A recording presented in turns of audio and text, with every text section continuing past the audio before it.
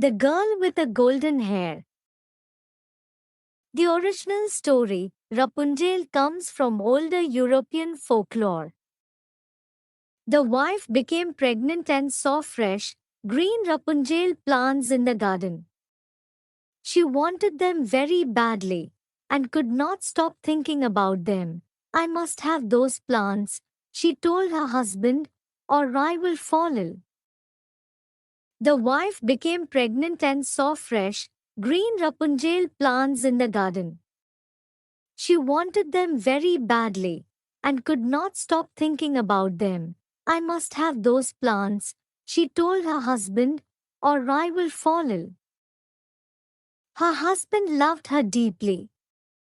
The wife was pregnant, and he wanted to fulfill her wish.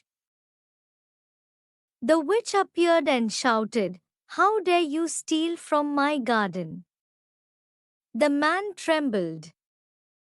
"Please forgive me," he said. "My wife is expecting a child and wanted these plants." The witch said, "Take what you want.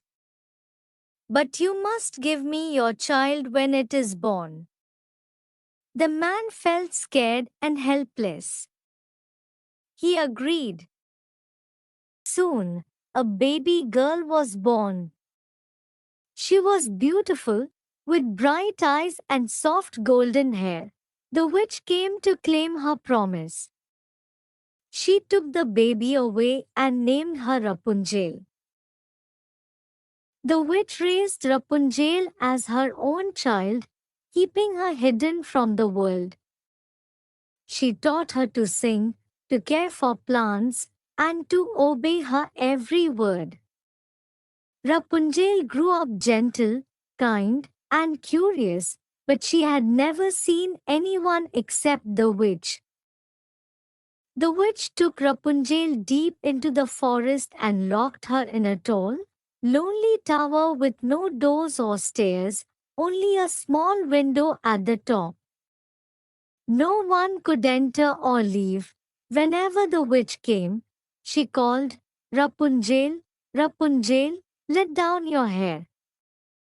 Rapunzel would drop her long golden braid, and the witch climbed up to reach her. As the years passed, Rapunzel's golden hair grew long and beautiful, shining like sunlight. She sat by the window, brushing her hair and singing sweet songs that echoed through the forest. One day, a young prince was riding through the forest when he heard a sweet voice. He followed the sound and found the tower. He hid behind the trees and saw the witch call out and climb up using Rapunzel's hair. After the witch left, he climbed up the tower using Rapunzel's hair like a rope. At first, Rapunzel was frightened. She had never seen anyone but the witch.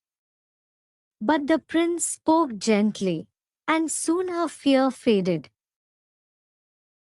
They began to meet every day.